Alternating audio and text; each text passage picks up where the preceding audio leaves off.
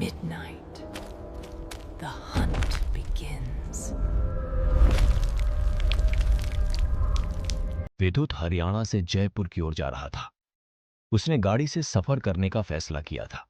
सफर लंबा था, इसलिए जल्दी पहुंचने के लिए उसने एक शॉर्टकट रास्ता लेने का सोचा। रास्ते में उसकी गाड़ी में पेट्रोल कम हो गया।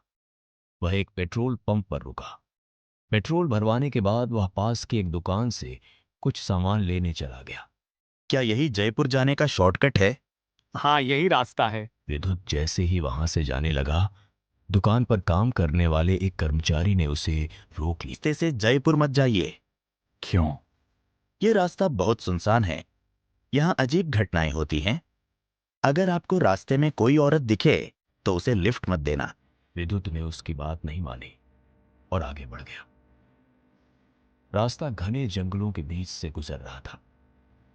चारों ओर सन्नाटा था। अचानक उसकी गाड़ी बीच रास्ते में बंद हो गई। के लिए फोन किया, लेकिन नेटवर्क नहीं था। कुछ गाड़ियां वहां से गुजरी, लेकिन किसी ने भी उसे लिफ्ट नहीं दी। फिर एक गाड़ी उसके पास आकर रुकी।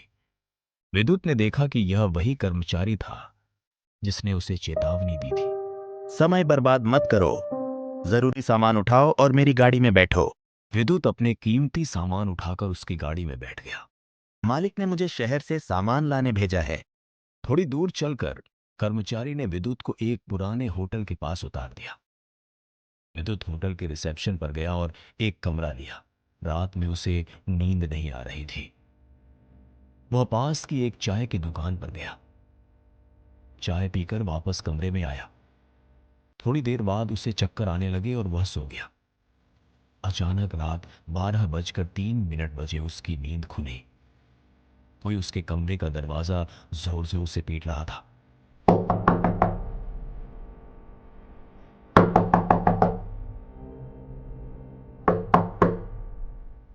कौन है? कोई जवाब नहीं मिला। जब उसने खिड़की से देखा तो बाहर कोई नहीं था। डर के मारे उसने रिसेप्शन पर फोन किया। आप सपना देख रहे हैं, सो जाइए। मैं कमरे की सफाई करने आया हूँ। विद्युत को बहुत गुस्सा आया। वह उस कर्मचारी की शिकायत करने रिसेप्शन पर गया। विद्युत ने सफाई वाले और चाय की दुकान के बारे में भी बताया। यहां ना कोई सफाई वाला है और न ही कोई चाय की दुकान। आओ, मैं तुम्हें दिखाता हूं। बताइए, चाय की दुकान कहाँ है? अगर आपने हमें और परेशान किया तो हमें पुलिस बुलानी पड़ेगी। विद्युत डर के मारे अपने कमरे में वापस आ गया और दरवाजा बंद कर लिया। कमरे में पूरा सन्नाटा था। अचानक लाइट बंद हो गई। विद्युत का मोबाइल बजा। स्क्रीन पर मां का नाम था। बेटा, तू जहां रुका है वहां मत रहना। वो जगह ठीक नहीं है। माँ, आपको कैसे पता? तभी कमरे की दीवार पर एक साया दिखाई दिया। मैंने मना किया था, शॉर्टकट मत लेना। यह देखकर विद्युत डर के मारे बेहोश हो गया। सुबह जब उसकी आंख खुली तो वह खुद को उसी रास्ते पर पड़ा हुआ पाता है। वह उठकर उस दुकान पर जाता है। वह कर्मचारी कहाँ है? कौन सा कर्मचारी? यहां कभी कोई कर्मचारी काम ही नहीं करता। यह सुनकर विद्युत बहुत डर जाता है और फैसला करता है कि वह कभी उस शॉर्टकट रास्ते से नहीं जाएगा।